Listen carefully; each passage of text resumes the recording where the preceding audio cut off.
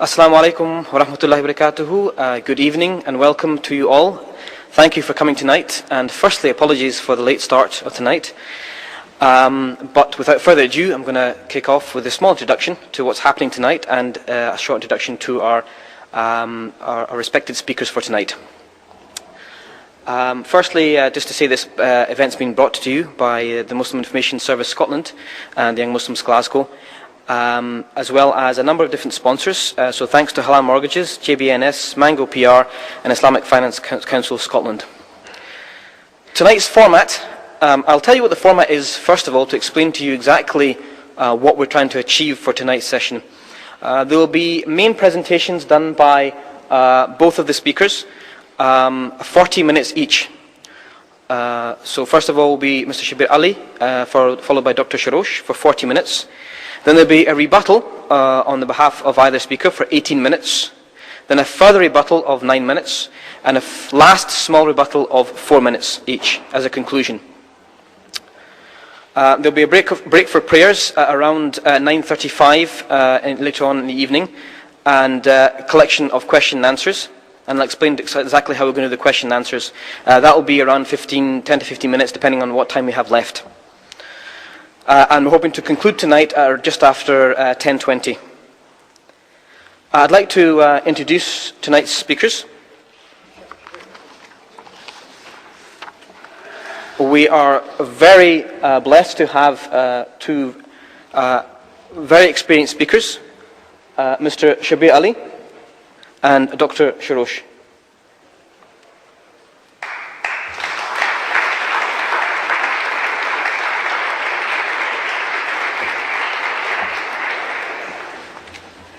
As a quick introduction to Shabir Ali, he hails from the other side of the Atlantic, where he lives with his wife and 4 children. He is the president of the Islamic Information and Dawah Centre International, based in Toronto, Canada. He has a BA in Religious Studies from Laurentian University in Canada, and he is currently completing his master's degree with the Department for the Study of Religion at the University of Toronto. Mr. Ali has served for many years as an imam and public speaker for Islam. He appears as a regular guest on a weekly television broadcast in Canada called Let the Quran Speak. And he's represented Islam in many interfaith dialogues and debates. In fact, in this very hall, he's had fruitful dialogues with Dr. Joel Marcus and others. And elsewhere, he's debated with Dr. John Warwick Montgomery and the scholar of international repute, Dr. William Lane Craig. Mr. Ali considers himself a student of the experienced masters who have trodden the path of interfaith dialogue and debate, such as Sheikh Ahmed Deedat and Dr. Jamal Badawi.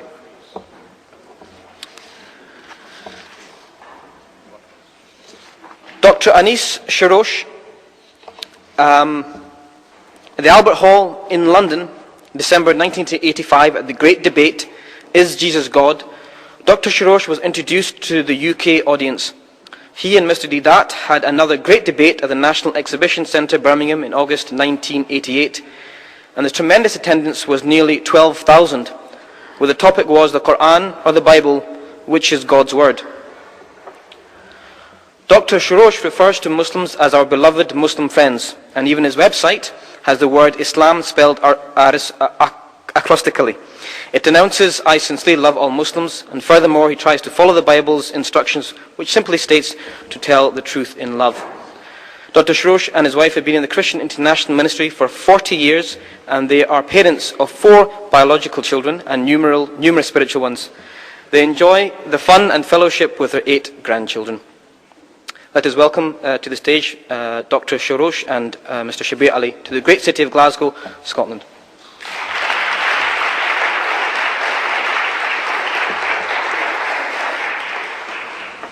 I'd like to mention a few guidelines for tonight's dialogue.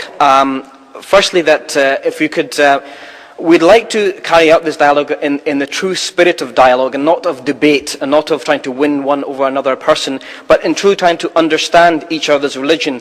If we can leave tonight having understood each other's religions in some small way, then it will be a successful evening.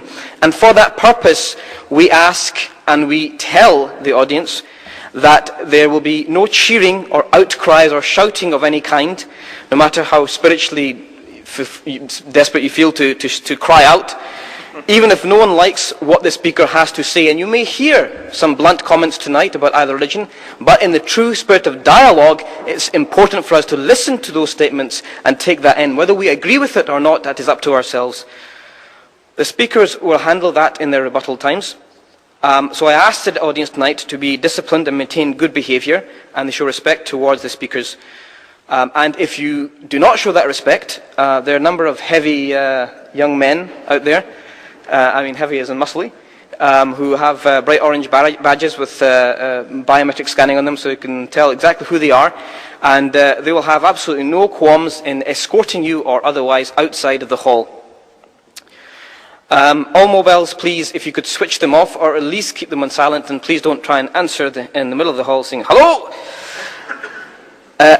A very important announcement, which is about photographs. Now, there has been a specific request by the speakers, in fact, that if you wish to take, hands up who's got a digital camera or just a stills camera? Nobody, great, that's like one little one, okay. For that individual, and anyone else who has a camera in the audience, please, if you wish to take photographs, please do so within the first 5 minutes of the main introduction of either speaker, after which we could ask you politely, please do not take any photographs so as not to disturb the speakers in their flow of speech. There will be no videoing of the event, either from any dodgy underhand cameras anywhere there, and there will be professional copies available to everyone after the event. If anyone... papers and pens will be handed out near the question and answer session during the rebuttal stage. As I said, in terms of the questions and answers, we'll only take questions by written questions only. We won't take any questions from the platform tonight. No one can stand up and ask any questions. So if you wish to ask any questions, please think about them while the main speeches are going on, and write them down on a piece of paper. Will they be hand them to one of the stewards at the end of the rows, and then they'll collect them at the end, and we'll try and ask those questions at the end. In terms of a bit of health and safety, of course, fire exits at the right of the podium and the front of the entrance in case of any eventuality.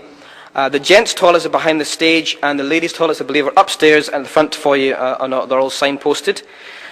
There's limited facilities for those who wish to do ablution, for example. Please maybe try and quietly leave a little bit earlier, as we're running a very tight schedule already, and there won't be much time before we have to start the prayer. And in case of any particular emergency, please do follow the instructions of the stewards who will direct you out of the building. I'm going to call the first speaker for tonight. It's Mr. Shabir Ali, and I will ask him to adhere strictly to the format, and I'll ask him to come to the stage where he will speak for 40 minutes.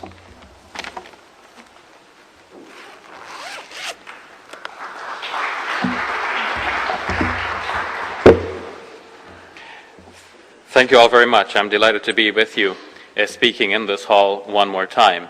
I begin by praising God, the creator of the heavens and the earth, and asking to send peace and blessings upon all of you and upon all of his prophets and messengers throughout time. In the spirit of dialogue and friendship, I'd like to first begin by saying that I was at the bookshop a couple of days ago, and I saw a book that I have benefited from reading, and I felt that my friend Dr. Anish Shorrosh may also appreciate a book like this. I'd like to offer him this gift.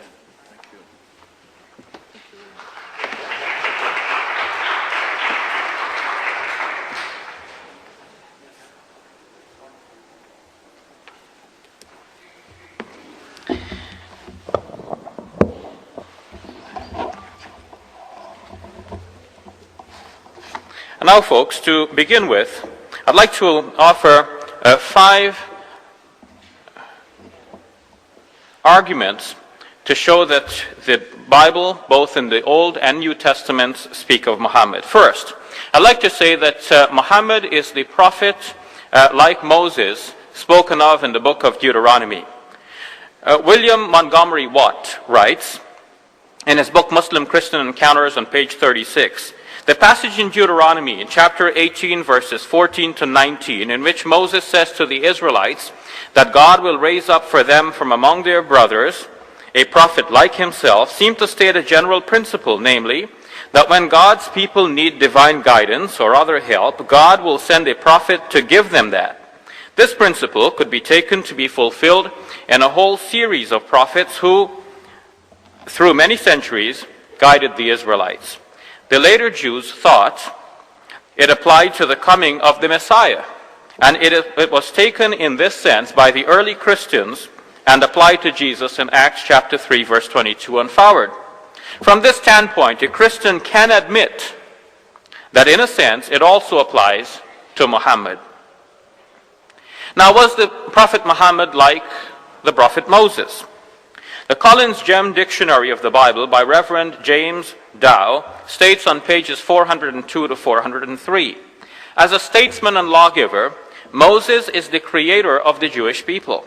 He found a loose conglomeration of Semitic people, none of whom had been anything but a slave, and whose ideas of religion were a complete confusion. He led them out and he hammered them into a nation with a law and a national pride, and a compelling sense of being chosen by a particular God who was supreme. The only man in history who can be compared even remotely to him is Muhammad. I've tried to pronounce it the way he spelled it. So, ladies and gentlemen, I submit to you that according to these Christian scholars, it is easy to see that Muhammad was the prophet like Moses that is spoken about in that passage